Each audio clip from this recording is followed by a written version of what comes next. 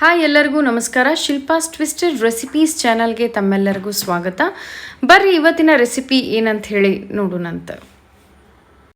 ಬರ್ರಿ ಇವತ್ತು ಹರ chicken ಗ್ರೇವಿನ ಮಾಡೋಣಂತ. So ಮಸಾಲಿನ ನಾವು ಮಸ್ತಾಗಿ ಹುರ್ಕೊಂಡು ರುಬ್ಬಿ ಹಾಕಿ ಚಿಕನ್ ಗ್ರೇವಿ ಏನು ಮಾಡ್ತೀವಿ ನೋಡ್ರಿ, ವಾಹ್, ಅದರ ಟೇಸ್ಟೇ ಬೇರೆ ನೋಡ್ರಿ. ಸೊ ಬರ್ರಿ ಕ್ವಿಕ್ಕಾಗಿ ವಿಡಿಯೋನ ಡೀಟೇಲಾಗಿ ನೋಡ್ಕೊಂಬರೋನು.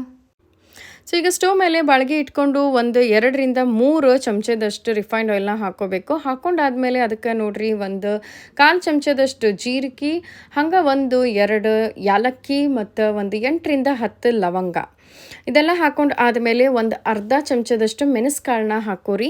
ಹಾಕ್ಕೊಂಡು ಹಂಗೆ 2 ಸಣ್ಣ ಉಳ್ಳಾಗಡ್ಡಿನ ಹಿಂಗೆ ಕಟ್ ಮಾಡಿ ಹಾಕೋಬೇಕು. 2 ಸಣ್ಣ ಉಳ್ಳಾಗಡ್ಡಿ ಹಾಕ್ಕೊಂಡು ಆದಮೇಲೆ ಇದಕ್ಕೆ ಒಂದು 2 ಇಂಚಷ್ಟು ನಾನಿಲ್ಲೇ ಶುಂಠಿ ಸಹಿತ ಹಾಕೊಳಕತ್ತೀನಿ. ಸೊ ಹಂಗೆ ಒಂದು ಜವಾರಿ ಬೆಳ್ಳುಳ್ಳಿ ತೊಗೊಂಡೇನ್ರಿ, ಒಂದು 4 ಗಡ್ಡಿ. ಸೊ ಅದನ್ನು ಹಾಕ್ಕೊಳತ್ತೀನಿ. ದೊಡ್ಡ ಗಡ್ಡಿ ಬೆಳ್ಳುಳ್ಳಿ ತೊಗೊಳೋದಾದರೆ 2 ಹಾಕ್ಕೊಂಡ್ರೆ ಸಾಕು. ಸೊ ಇದೆಲ್ಲ ಹಾಕ್ಕೊಂಡಾದ್ಮೇಲೆ ಖಾರಕ್ಕೆ ಎಷ್ಟು ಬೇಕೋ ಅಷ್ಟು ಹಸಿಮೆಣ್ಸಿನ್ಕಾಯಿನ ಸೇರಿಸ್ಕೋಬೇಕು. ಒಂದು 15-17 ಹಸಿಮೆಣ್ಸಿನ್ಕಾಯಿನ ನಾನಿಲ್ಲೇ ಹಾಕ್ಕೊಳಕತ್ತೀನಿ. ಹಾಕ್ಕೊಂಡಾದ್ಮೇಲೆ ಚಲೋ ತೆಂಗೆ ಮಿಕ್ಸ್ ಮಾಡಿಕೊಂಡು ಇದನ್ನು ಒಂದು 2-3 ನಿಮಿಷ ಚೆಂದಾಗೆ ಹುರ್ಕೋಬೇಕು. 2-3 ನಿಮಿಷ ಇದನ್ನೆಲ್ಲ ಹುರ್ಕೊಂಡು ಆದಮೇಲೆ ಸೊ ನಾನೀಗಿಲ್ಲೇ 1 ಚಮಚದಷ್ಟು ಧನಿಯಾ ಕಾಳು ಮತ್ತು ಒಂದು ಅರ್ಧ ಚಮಚದಷ್ಟು ಸೋಂಪನ್ನ ಹಾಕ್ಕೊಳತ್ತೀನಿ, ಬಡಿ ಸೋಪು. ಇವು ಆಲ್ರೆಡಿ ಹುರಿದಿಟ್ಕೊಂಡಿದ್ದೆ ನಾನು, ಅದಕ್ಕೆ ಈ ಹಂತದೊಳಗೆ ನಾನು ಸೇರಿಸ್ಕೊಳತ್ತೀನಿ. ನೀವು ಧನಿಯಾ ಕಾಳು ಮತ್ತು ಬಡಿ ಸೋಪನ್ನ ಡೈರೆಕ್ಟಾಗಿ ಆಯಿಲ್ ಒಳಗೆ ಹಾಕ್ಕೋಬೋದು. ಸೊ ಆಲ್ರೆಡಿ ಹುರಿದಿರೋದ್ರಿಂದ ಜಾಸ್ತಿ ಫ್ರೈ ಆಗಬಾರ್ದು ಅಂಥೇಳಿ ನಾನು ಈ ಹಂತದೊಳಗೆ ಇದನ್ನು ಹಾಕ್ಕೊಳಕತ್ತೀನಿ. ಸೊ ನೋಡಿರಿ, 1 ಚಮಚದಷ್ಟು ಧನಿಯಾ ಕಾಳು ಮತ್ತು ಅರ್ಧ ಚಮಚದಷ್ಟು ನಾನು ಬಡಿ ಸೋಪನ್ನ ಹಾಕ್ಕೊಂಡು ಚೆಂದಾಗಿ ಇದನ್ನು ಮತ್ತೆ ಮಿಕ್ಸ್ ಮಾಡ್ಕೊಳತ್ತೀನಿ. ಮಿಕ್ಸ್ ಮಾಡಿಕೊಂಡು ಹುರ್ಕೊಂಡು ಆದ ನಂತರ ನೋಡ್ರಿ, ಒಂದು ದೊಡ್ಡ ಟೊಮ್ಯಾಟೊ ತೊಗೊಂಡಿನಿ, ಅದನ್ನು ಸಹಿತ ಹಿಂಗೆ ನಾನು ಕಟ್ ಮಾಡಿ ಹಾಕ್ಕೊಳಕತ್ತೀನಿ. ಈಗ ಸ್ವಲ್ಪ ಟೊಮ್ಯಾಟೊನು ಸಹಿತ ಮೆತ್ತಗಾಗೋ ಮಟ್ಟ ಚೆಂದಾಗೆ ಮತ್ತು 1-2 ನಿಮಿಷ ಇದನ್ನು ಚಲೋ ತೆಂಗೆ ಹುರಿಬೇಕಾಗ್ತದೆ. ಸೊ ಎಲ್ಲ ಮಸಾಲೆ ನೋಡ್ರಿ, ಇದು ಎಷ್ಟು ಚಲೋ ಹುರಿತೀವಿ ಅಷ್ಟು ಟೇಸ್ಟ್ ನಮ್ಮ ಗ್ರೇವಿಗೆ ಬರ್ತದೆ. ಸೊ ಮಸಾಲೆ ಇದನ್ನೆಲ್ಲ ಚೆಂದಾಗಿ ಹುರ್ಕೋಬೇಕು. ಹುರ್ಕೊಂಡಾದ್ಮೇಲೆ ನೋಡ್ರಿ, ಇದಕ್ಕೆ ನಾವೀಗ ಸ್ವಲ್ಪ ಕೊತ್ತಂಬರಿ ಮತ್ತು ಪುದೀನಾನ ಸೇರಿಸ್ಕೋಬೇಕಾಗ್ತದೆ. ಸೊ ನಾನು ಬರೋಬ್ಬರಿ ಇಲ್ಲೇ 1 ಹಿಡಿಯಷ್ಟು ಕೊತ್ತಂಬರಿನ ಇದಕ್ಕೆ ಹಾಕ್ಕೊಳಕತ್ತೀನಿ. ಸೊ ಲೋ ಫ್ಲೇಮ್ ಇಟ್ಕೊಂಡು ಹುರ್ಕೊಳಕತ್ತೀನಿ. ನೋಡ್ಬೋದು ನೀವು, ಲೋ ಫ್ಲೇಮ್ ಇಟ್ಕೊಂಡು 1 ಹಿಡಿಯಷ್ಟು ಕೊತ್ತಂಬರಿ ಮತ್ತು 1 ಹಿಡಿಯಷ್ಟು ಪುದೀನಾನ ಹಾಕ್ಕೊಳತ್ತೀನಿ. ಈಗ ನಾನು ಸ್ಟವ್ನ ಆಫ್ ಮಾಡ್ಕೋತೀನಿ. ಸೊ ಸೊಪ್ಪೆಲ್ಲ ಜಾಸ್ತಿ ಫ್ರೈ ಆಗ್ಬಿಡ್ತದೆ, ಅದಕ್ಕೆ ಸ್ಟವ್ ಆಫ್ ಮಾಡಿಕೊಂಡು ಅದೇನು ಬಿಸಿ ಇರ್ತದಲ್ಲ ಬಾಳಿಗೆ, ಅದ ಬಿಸಿ ಒಳಗೆ ಸೊಪ್ಪು ಚಲೋ ತೆಂಗೆ ಫ್ರೈ ಆಗ್ತದೆ. ಸೊ ಈಗ ಏನು ಮಾಡಬೇಕಪ್ಪ ಅಂದರೆ ಇದನ್ನು ಒಂದು ಪ್ಲೇಟಿಗೆ ತೆಗೆದಿಟ್ಕೊರಿ. ಇದು ತಣ್ಣಗಾಗೋ ಮಟ್ಟ ಬಿಟ್ಟು ಆಮೇಲೆ ನಾವು ಇದಕ್ಕೆ ಒಂದು ಸ್ವಲ್ಪ ಕೊಬ್ಬರಿ ಸೇರಿಸಿ ರುಬ್ಕೋಬೇಕಾಗ್ತದೆ. ಸೊ ಪ್ಲೇಟಿಗೆ ತೆಗೆದಿಟ್ಕೊಂಡು ಅದ ಬಾಳಿಗೆನ ನೀವೇನು ಮಾಡಿರಿ ಅಂತಂದ್ರೆ ಆನ್ ಮಾಡ್ಕೊಂಡು ಸ್ಟೋವ್ನ ಅದಕ್ಕೆ ಇನ್ನೊಂದು ಅರ್ಧ ಕಪ್ಪಷ್ಟು ರಿಫೈನ್ಡ್ ಆಯಿಲ್ನ ಹಾಕೋಬೇಕಾಗ್ತದೆ.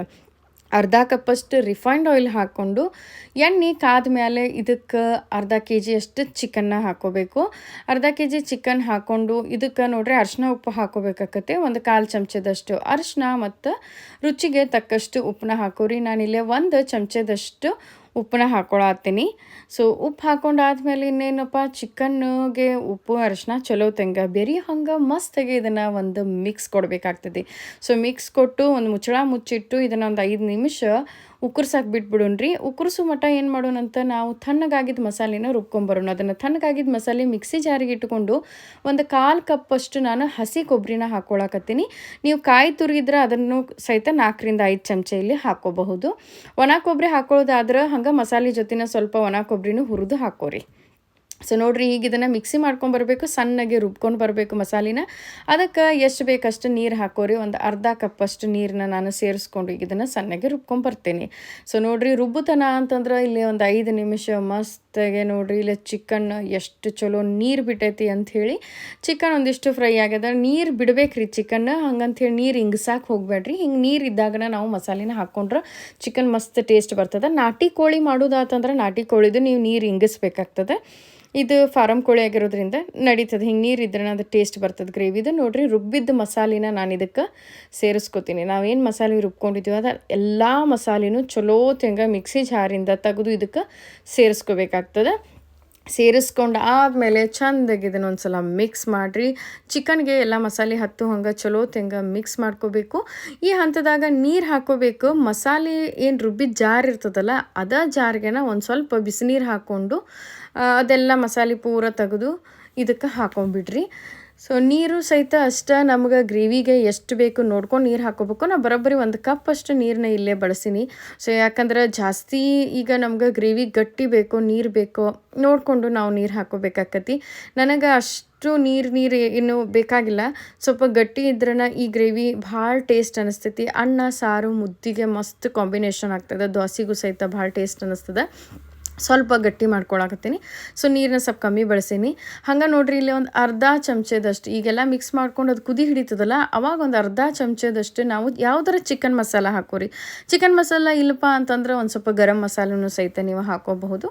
ಸೊ ಅದೆಲ್ಲ ಹಾಕ್ಕೊಂಡು ಆದಮೇಲೆ ಚಲೋ ತೆಂಗ ಮಿಕ್ಸ್ ಮಾಡಿಕೊಂಡು ಮುಚ್ಚಿ ಒಂದು 10 ನಿಮಿಷ ಚಲೋ ತೆಂಗ ಬೇಯಿಸ್ಬಿಡ್ರಿ. ನೀವು ಮಸಾಲೆ ಹಾಕ್ತಿರಲ್ಲ ಅದೇ ಟೈಮ್ದಾಗ ಉಪ್ಪು ಕಮ್ಮಿ ಇದ್ರೆ ಉಪ್ಪು ಸೇರಿಸ್ಕೊರಿ. ನೋಡಿರಿ 10 ನಿಮಿಷ ಚಲೋ ತೆಂಗ ಮುಚ್ಚಿ ಲೋ ಫ್ಲೇಮ್ನಾಗ ಚಿಕನ್ನ ಬೇಯಿಸಿ ತೆಗ್ದೇನಿ. ಸೊ ಇಷ್ಟು ಮಸ್ತಾಗಿ ನಮ್ಮ ಚಿಕನ್ ಗ್ರೇವಿ ರೆಡಿ ಆಗದ. ಸೊ ನೋಡಿರಿ ಇಲ್ಲಿ ಎಷ್ಟು ಚಂದ ಸೈಡೆಲ್ಲ ಮಸ್ತಾಗಿ ಎಣ್ಣೆ ಬಿಟ್ಟದ ಅಂಥೇಳಿ ಭಾರಿ ಟೇಸ್ಟ್ ಆಗದ. ಕನ್ಸಿಸ್ಟೆನ್ಸಿ ನೋಡ್ಬೋದು ನೀವು, ಅಗದಿ ಮಸ್ತ್ ಐತಿ. ನೋಡಿರಿ ನೀವು ಎಷ್ಟು ಟೇಸ್ಟ್ ಅನಿಸ್ತದ, ಎಷ್ಟು ಯಾವ ರೆಸ್ಟೋರೆಂಟ್ಗೂ ಕಮ್ಮಿ ಇಲ್ಲ. ಅಷ್ಟು ಮಸ್ತಾಗಿ ಮನ್ಯಾಗನ ಸೂಪರಾಗಿ ಚಿಕನ್ ಗ್ರೇವಿ ಮಾಡ್ಕೋಬಹುದು. ಹಿಂಗೆ ಚಿಕನ್ ಗ್ರೇವಿ ನೀವು ಒಂದ್ಸಲ ಮಾಡ್ಕೊಂಡು ತಿಂದು ನೋಡ್ರಿ, ನೀವು ನೆಕ್ಕಿ ಪ್ಲೇಟ್ ಎಲ್ಲ ಖಾಲಿ ಮಾಡ್ತೀರಿ, ಅಷ್ಟು ಟೇಸ್ಟ್ ಅನ್ನಿಸ್ತದೆ.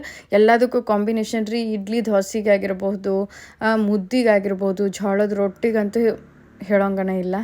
ಆಮೇಲೆ ಪರಾಟಾಸ್ ಎಲ್ಲ ಇರ್ತಾವಲ್ಲ, ಕೇರಳ ಪರಾಟ, ಮಲ್ಬಾರ್ ಪರಾಟ, ಇಷ್ಟು ಮಸ್ತ್ ಟೇಸ್ಟ್ ಆಗ್ತದಲ್ರಿ. ನಾನು ಕುಲ್ಚಾ ಜೊತೆನೂ ಅಷ್ಟು ಮಸ್ತ್ ಟೇಸ್ಟ್ ಆಗ್ತದೆ. ಆಮೇಲೆ ಇಲ್ಲಿ ನೋಡ್ಬೋದು ನೀವು ಚಿಕನ್ ಎಷ್ಟು ಮಸ್ತ್ ಬೆಂದದಂತ ಹೇಳಿ. ನೋಡ್ರಿ ಇಲ್ಲಿ ಚಿಕನ್ನು ಅಷ್ಟು ಸಾಫ್ಟಾಗಿ ನಾವು ಬಿಸಿ ನೀರು ಯೂಸ್ ಮಾಡಿರೋದ್ರಿಂದ ಸೊ ಚಿಕನ್ ಮಸ್ತ್ ಸಾಫ್ಟಾಗಿ ಜ್ಯೂಸಿಯಾಗಿ ಟೇಸ್ಟಿಯಾಗಿ ಬರ್ತದೆ. ಸೊ ಈ ಚಿಕನ್ ಗ್ರೇವಿ ನಿಮಗೇನಾರು ಇಷ್ಟ ಆಗಿತ್ತು ಅಂದರೆ ಪ್ಲೀಸ್ ವಿಡಿಯೋಕ್ಕೊಂದು ಲೈಕ್ ಮಾಡಿ, ಶೇರ್ ಮಾಡಿ, ಸಬ್ಸ್ಕ್ರೈಬ್ ಮಾಡೋದನ್ನ ಮರೆಯೋಕ್ಕೆ ಹೋಗಬೇಡ್ರಿ. ಹಂಗೆ ಹೋಗಿ ನಾನು ಹಿಂದಿನ ವಿಡಿಯೋಸು ನೋಡ್ಕೊಂಡು ಬರ್ಬೋದು ನೀವು. ನಿಮಗೂ ಆ ವಿಡಿಯೋಸು ಸಹಿತ ಇಷ್ಟ ಆಗ್ಬೋದು ಅಂತೀನಿ. ಭಾಳಷ್ಟು ರೆಸಿಪೀಸ್ ಆಲ್ರೆಡಿ ನಾನು ಅಪ್ಲೋಡ್ ಮಾಡೀನಿ. ಸೊ ಹಿಂಗೆ ಮುಂದೆ ಇನ್ನು ಕಂಟಿನ್ಯೂಸ್ ಆಗಿ ವಿಡಿಯೋಸ್ ಬರ್ತಿರ್ತಾವೆ. So stay tuned. ಸಿಗ್ತೀನಂತ ಎಲ್ಲರಿಗೂ ಮುಂದಿನ ಒಂದು ಇಂಟ್ರೆಸ್ಟಿಂಗ್ ನಾನ್ ವೆಜ್ ರೆಸಿಪಿ ಜೊತೆ. ಅಲ್ಲಿ ಮಟ್ಟ ಎಲ್ಲರಿಗೂ ನಮಸ್ಕಾರ. ಟೇಕ್ ಕೇರ್, ಬಾಯ್. ಧನ್ಯವಾದಗಳು.